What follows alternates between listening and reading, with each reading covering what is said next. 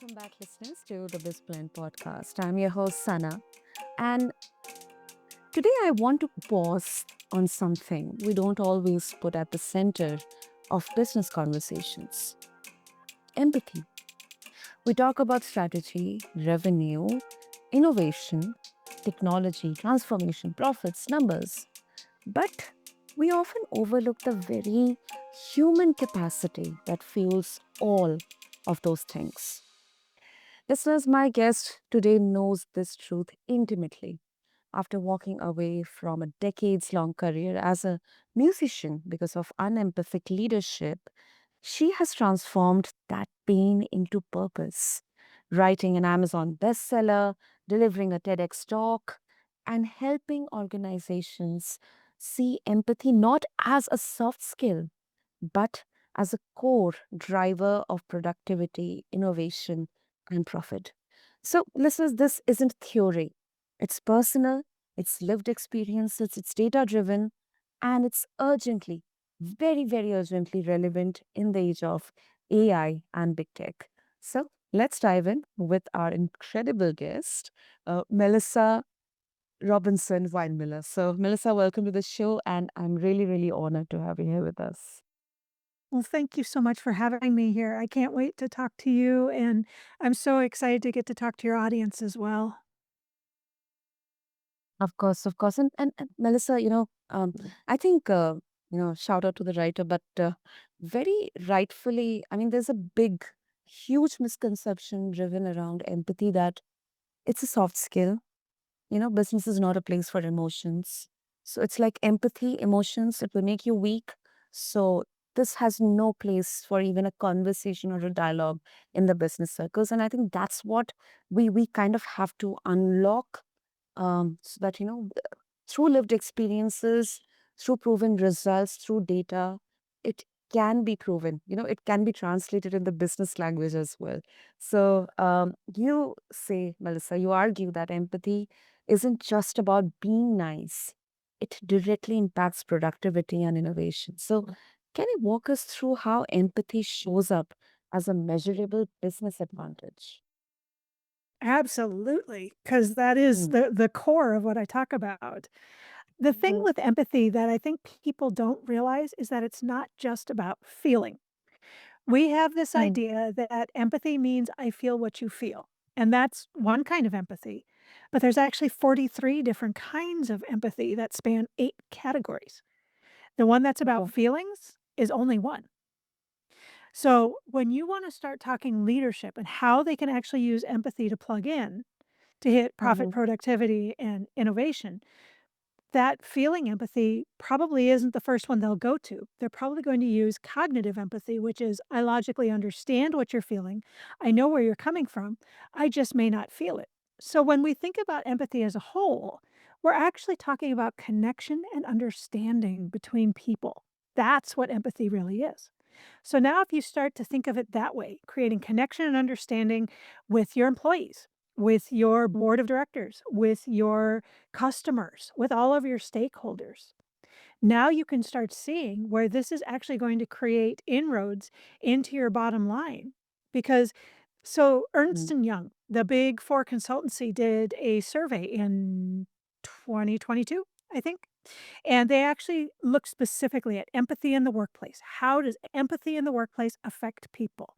And at the end of that survey, what they discovered was that leaders that can actively use empathy to lead raise their productivity by 87%, their innovation by 86%, and their profit by 84%.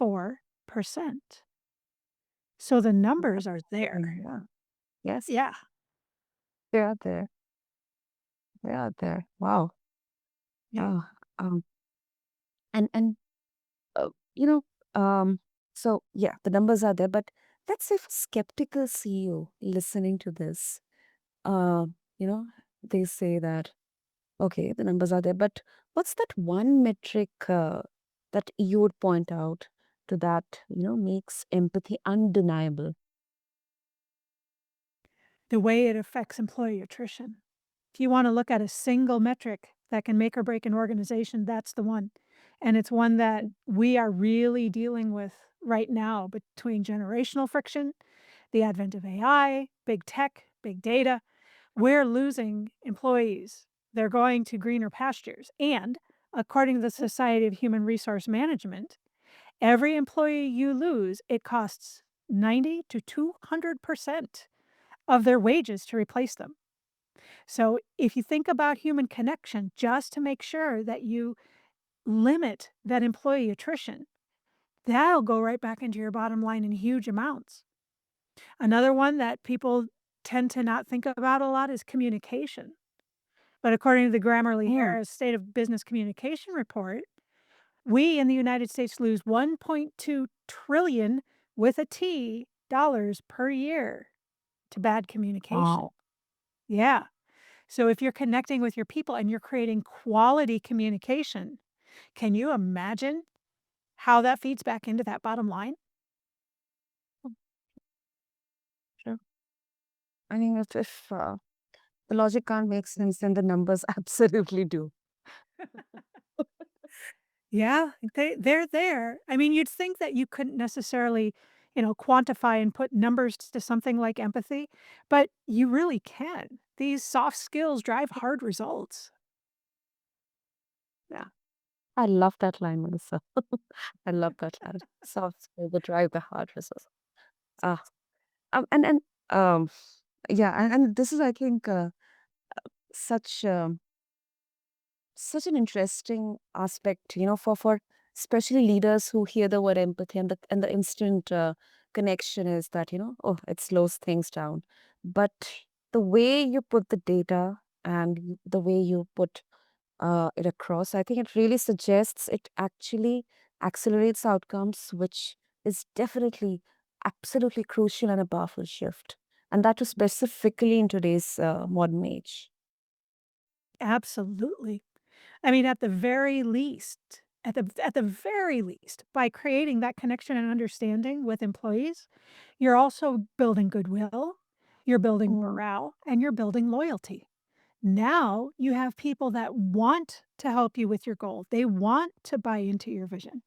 It's going to accelerate what you're doing within your business because you have people that are working with you, not because they have to, not because they're getting a paycheck, but because they want to. Right? Right. So now, Melissa, let's move on to your lived experiences. You had to leave a career you loved because of unempathic leadership. If we can, maybe give like a glimpse or like a trailer of that, and how did that personal experience change the way you now talk to leaders about the cost of ignoring empathy? Sure. So I was a performing musician for Mm-hmm. most of my life. I played French horn, I played in orchestras. I loved it. Wow. I mean, yeah, I mean, talk about living the dream. I got to do all sorts of things. I wouldn't have been able to meet people, like Ray Charles. I would never have met him in my in my normal life without doing it. Yeah. He is not in my circle. But the thing with being a gigging musician, even a high level one, is that, you don't have benefits and it's not always stable. And so I got my first doctorate and went to a university to teach. I was a professor. And within my first term, I was assaulted by one of my colleagues.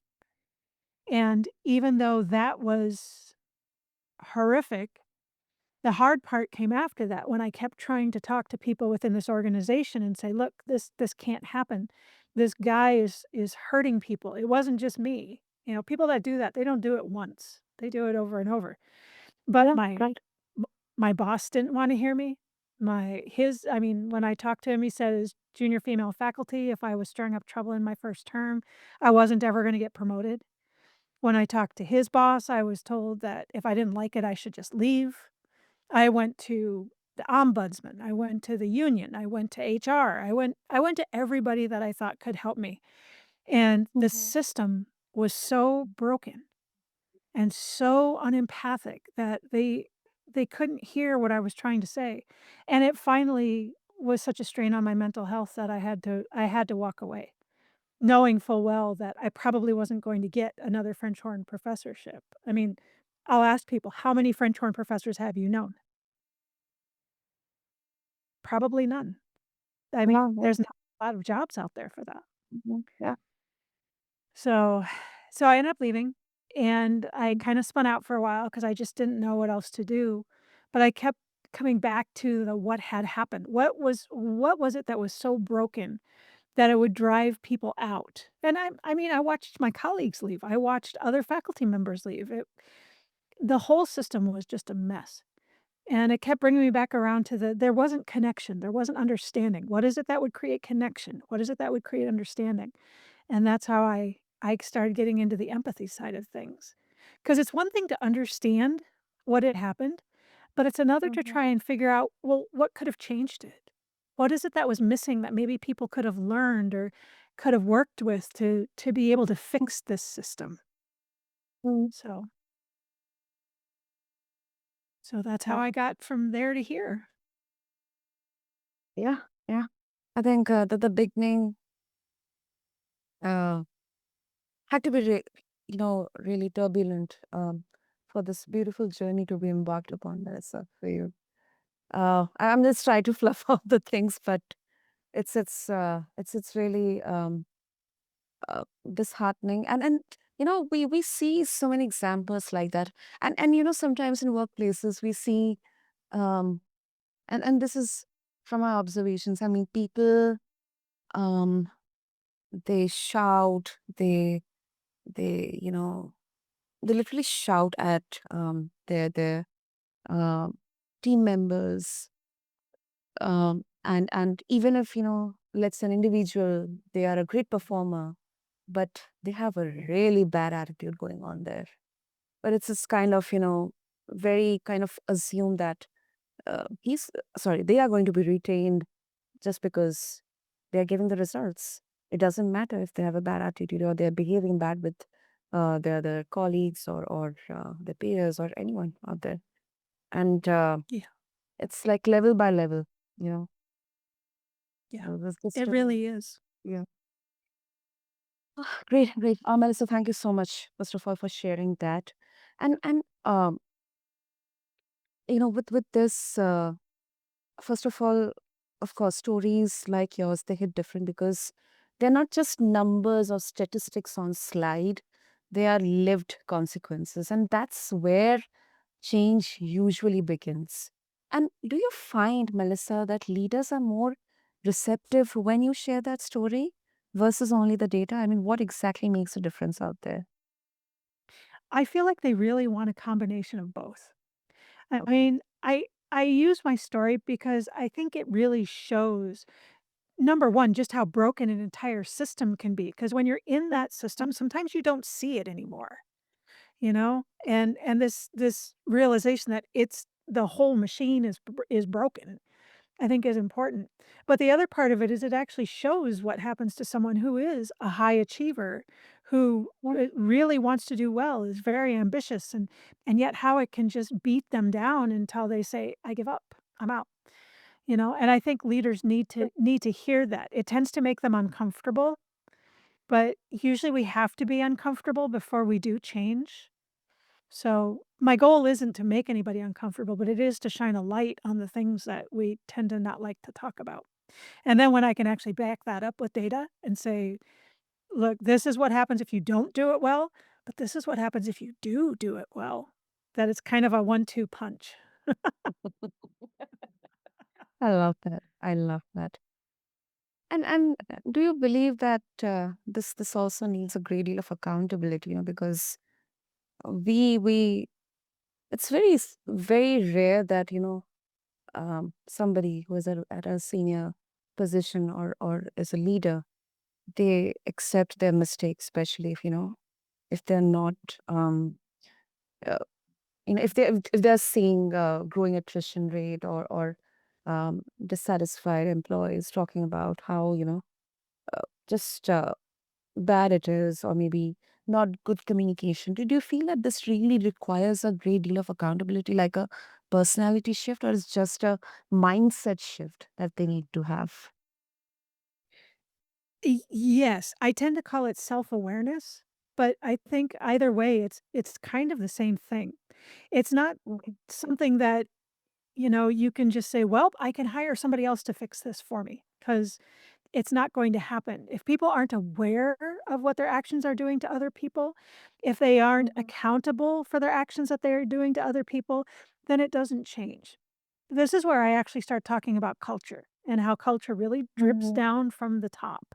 And if as a leader, this is the kind of culture you want, an empathic culture, then you have to be willing to step up and show people how to do it. Because whether leaders like to know this or not, as a leader, you are always on stage. Someone is always watching. And if you actually lead with empathy so that others are watching and they start to see, oh, this is how we do things, pretty soon you instill that culture.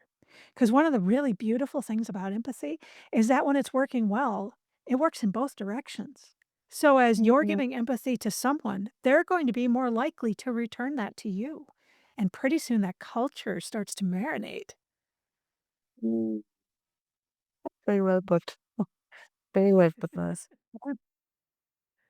Um, and now the next one, I think this is such an especially in today's age of where now we're talking about AI. It's already mimicking, uh, you know, the day-to-day operations and activities. Now, you speak about EQ or emotional intelligence being a non-negotiable in today's global climate, which I absolutely, I mean, if there could have been a percentage above 100, like 500 or maybe 1,000, I agree with that. But let's also bring in AI into this. Do you think AI tools can ever simulate empathy, or is this one domain where humans will always have the upper hand? No, I don't believe AI ever can because AI is about or AI, empathy is about connection and understanding. And AI can't connect and it doesn't really understand what it is to be human. That's why it'll do weird things. It'll, do create pictures with, like, 3 arms, or when it's Yeah. writing, it'll come up with stuff that makes no sense. And we're finding this in business now, where they were trying to actually use it for, therapy, for health reasons, and it was actually taking people that were mentally unstable and making it worse because they couldn't connect and it couldn't understand. So until we invent an AI that can actually connect human to human, which I don't believe it ever will, then we won't have empathy. Now, the problem is that AI can mimic empathy. It can look like it has empathy. And the scary part is that it can mimic empathy in a way that it looks more like empathy than the empathy that we give human to human. And I think that says a lot more about Wow. us as human beings than it does about AI. Wow. And I think this particular aspect it will take hours and hours to discuss about. This is something that is so important to talk about uh, because the heart of empathy is connection, and I think that's still something we as humans can never outsource. Um, Yes. that's a beautiful observation. I think it's a beautiful takeaway for our listeners as well, especially for leaders or founders, who would actually maybe not now, maybe in future consider AI, kind of that empathic human in there, that manager in there. And now I would like to bring a bit of nuance in here. Now, um, there's another side of the discussion around empathy that too much of it makes leaders indecisive or overly accommodating. Uh, it's like you cannot, be completely emotional, or sometimes you have to be very aggressive and very clear headed, rational, logical in making those decisions. Once again, they say about feelings. What do you say to people who argue that empathy could actually weaken leadership? That empathy is not all about feelings. That's when I talk about how there's more than one kind, and the one that leaders should lean into is what's called cognitive empathy. And that means that I logically understand what you're feeling. I just don't feel anything. Because it's not empathy if we feel for everybody until we end up burnt out. That's not the best thing we can Mhm. do for our leaders. You know, if they're going to be our best leaders, they do have to be clear-headed. They do have to be able to think for these groups. And sometimes they have to make decisions that are going to be hard. That's Mhm. business. That's the way it is, you know. But that doesn't mean you have to feel deeply for everything. You know, cognitive empathy is very useful when you're dealing with groups because you can keep that clear head and keep that idea that, you know, the business has to run and still make the decisions that are going to be through connection and understanding of your people. Make the best decisions possible. One differentiation I like to make is that Mhm. empathy is always kind, but it's not always nice. Nice Mm. is a social construct.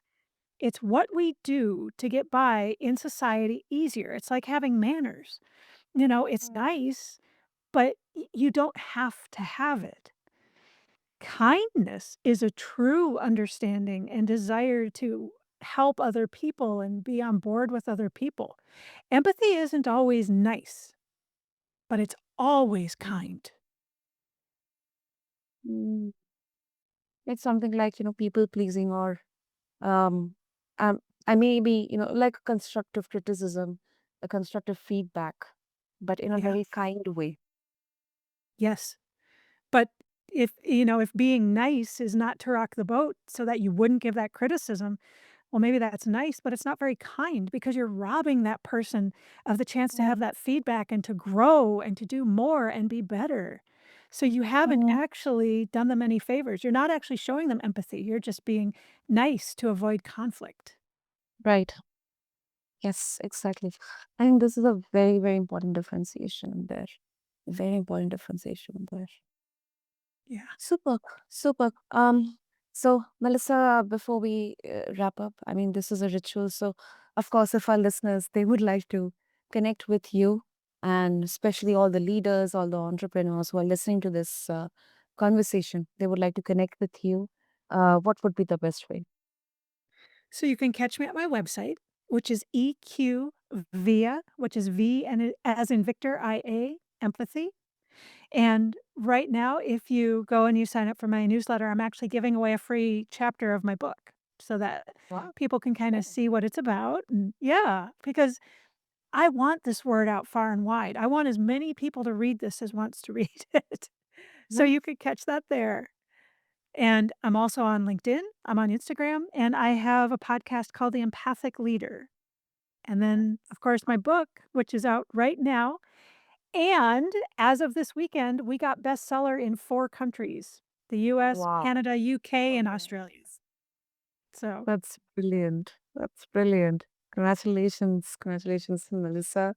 And thank you. yes, I'll make sure to have all the links, the details in the show notes. And um, I really, really, you know, I also really believe that the word needs to get wider and wider because there are a lot of misconceptions around this word empathy or when we talk about emotional intelligence or EQ. But the good part is that as we advance more and more towards the digital age, I think people with empathy, um, that cognitive empathy, they'll really, really make a mark in there. So thank you so much, Melissa, for bringing this into the limelight and sharing your story, your lived experiences with us, and for becoming this beacon of light. So thank you. Thank you. It was my pleasure. Thank you to you and your audience, and this really was a treat. Thank you, Melissa. And to all the listeners out there, if I just could summarize, I think this conversation, it reminds us that leadership isn't just about making tough calls. It is about making human calls. Empathy isn't a weakness and it isn't fluff. It isn't nice. It is a strategic advantage rooted in humanity. So, the next time you are leading a meeting, handling a conflict, or even just checking in with your team, ask yourself not just what needs to get done, but how do people in this moment feel? Because that simple pause can shift everything. With this, thank you to everyone for tuning into this episode of BizBlend. And keep leading with empathy, keep blending business with humanity, and I'll see you on the next episode of BizBlend. Thank you.